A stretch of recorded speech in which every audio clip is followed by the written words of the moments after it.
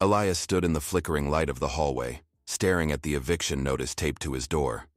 The yellow paper was a mocking contrast to the gray, peeling paint of the apartment complex. Inside, the air was thick with the scent of disinfectant and the shallow breathing of his sister. She was fading, her life measured in the days he couldn't afford to buy her. The surgery was a king's ransom away, a sum a man working 3 minimum-wage jobs could never hope to see. His hands were calloused, his back arched from labor, and his spirit was shattered by a world that viewed his poverty as a moral failing. Then, the silence was broken by a digital chime. A notification flashed on his cracked phone screen, followed by the slide of a matte black envelope under his door.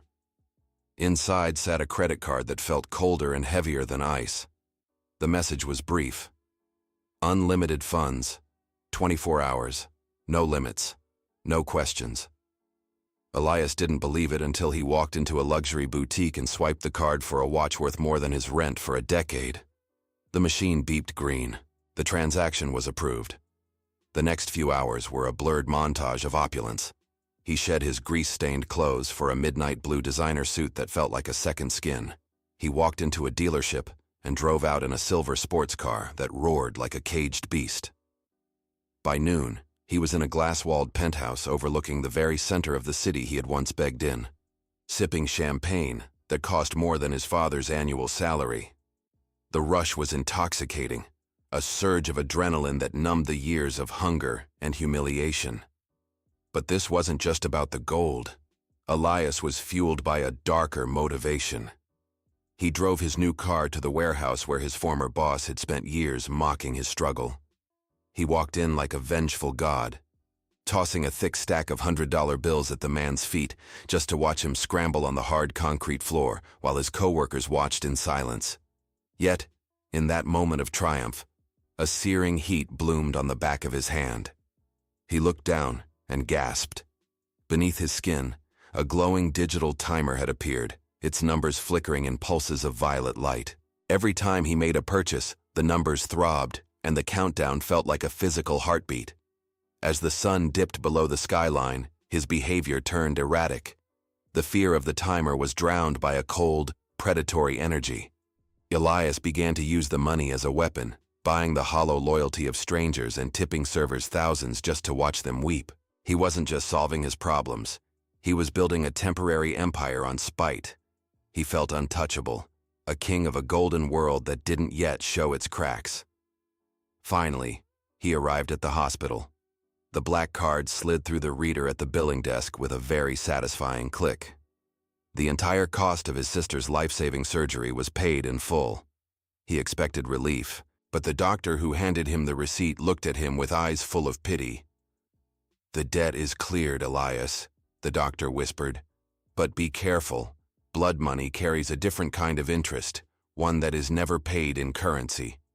Before Elias could respond, his phone buzzed. It was the 12-hour mark. An unknown number flashed on the screen. He answered, his voice trembling despite the expensive suit. A cold, mechanical voice spoke from the other end. "The spending is the easy part, Elias. You've enjoyed the gift. Now, the collection starts at midnight." Before we continue, subscribe to the channel and tell us in the comments where you are watching from.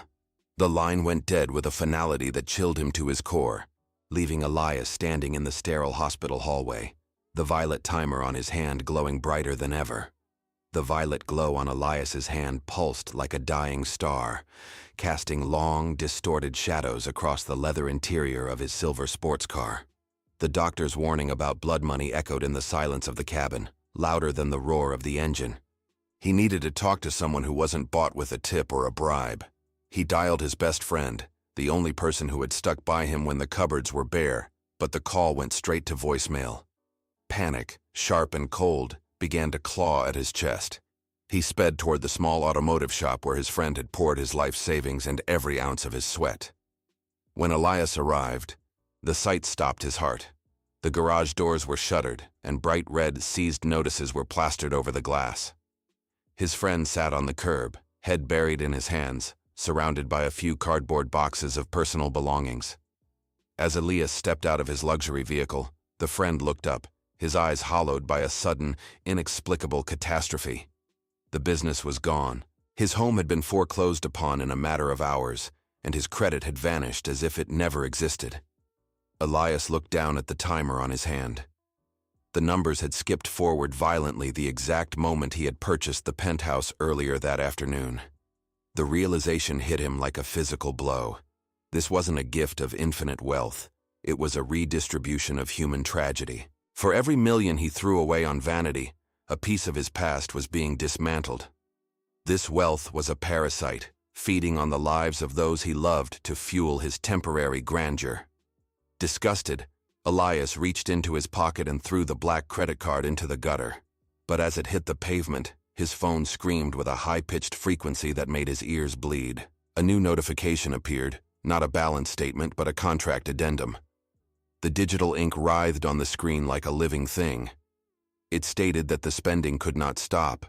There was a mandatory target spend required by midnight, or the outstanding debt would be collected from his primary motivation.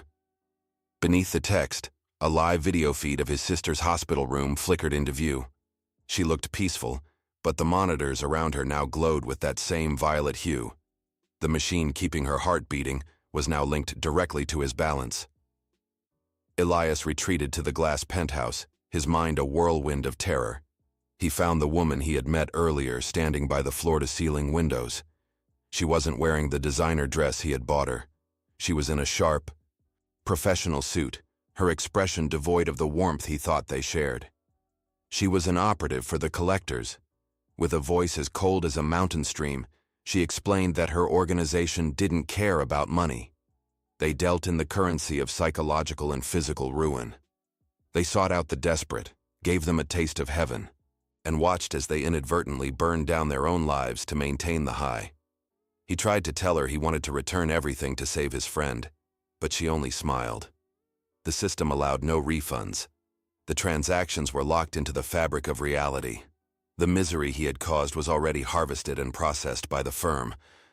Desperate for a way out, Elias began tearing through the penthouse. Behind a hidden panel, he discovered a heavy leather-bound ledger, a chronicle of shadows. Page after page listed names of previous millionaires for a day. Beside every name was a tally of the interest collected: health, sanity, or family. None had survived the cycle. As the clock hit the 4-hour mark, the ledger's last page filled with fresh ink. Elias watched in horror as his own name appeared at the bottom. The payment column listed no dollar amount. It simply read, "Life forfeit." The violet pulse on his hand grew blinding, a final countdown to the end of his existence. Elias bolted from the penthouse, his heart hammering against his ribs like a trapped bird. The violet timer on his hand was no longer a mere glow. It was a searing brand, melting into his very bone. He had 4 hours to undo a lifetime of damage condensed into a single day of greed. He sprinted through the city streets, the silver sports car now feeling like a rolling coffin.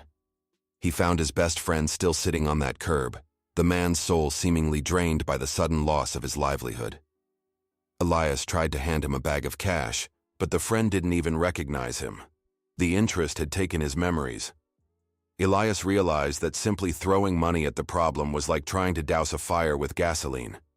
He needed to find the source. He needed to find the loophole mentioned in the margins of the leather-bound ledger. He returned to the digital contract on his phone, scrolling through thousands of lines of fine print. Deep within the encrypted legalese, he found it, the reverse clause. It was a hidden mechanism designed to tempt the truly desperate. He could spend the remaining $10 million to buy his own life back, effectively transferring the debt to a random stranger, or he could invoke a total forfeiture. If he chose to return the gift in its entirety, including the value of his own soul, the system would reset. But there was a catch. He wouldn't just be poor again. He would be the one paying the interest for eternity. The CEO of the collectors was waiting for him on the rooftop of the tallest skyscraper. Elias ascended to the roof, the wind whipping his coat around his legs. The CEO stood there. "The final hour is upon us, Elias," the man said. "Will you save yourself? 10 million is a small price for immortality. You can walk away, while someone else pays your bill." Elias looked at the man. then at the timer on his skin. Only 5 minutes remained. He thought of his sister, her heart beating because of a transaction made before the greed had fully taken hold. He realized the doctor was right. That first act was the only one that hadn't cost a soul because it was born of love, not vanity. He looked the CEO in the eye and smiled, a broken but triumphant expression. "I don't want your money," Elias whispered. He didn't spend the 10 million on himself. Instead, he initiated a donation of liability. He donated the remaining debt directly to the corporate entity of the collectors, exploiting a technicality that defined the organization as a person under the contract. The CEO's face contorted in shock as the violet light began to bleed from Elias's hand and crawl up the man's own sleeve. The clock hit 0. The world shattered in a silent explosion of light. The luxury Elias had briefly inhabited dissolved. The silver car turned into a pile of rusted, forgotten scrap. The designer clothes on Elias's back frayed, turned to dust, and tore away, returning to the rags he had worn 24 hours prior. He collapsed onto the cold concrete of a regular, grimy rooftop. Morning light, gray and heavy, found Elias limping toward the hospital. He reached his sister's room. She was awake. The surgery had been a success. Because his first act, paying for her life, had been the only transaction made with a selfless heart, the system's interest couldn't touch it. Elias sat by her bed. He was penniless and his friend still didn't remember him, but he was free. As he walked toward the bus stop, he saw a young man, desperate and crying nearby. In the gutter lay a familiar black credit card. Elias opened his mouth to warn him, but the young man's trembling fingers brushed the plastic. The cycle began again, and Elias simply kept walking, knowing that true wealth is the one thing no card can ever truly buy.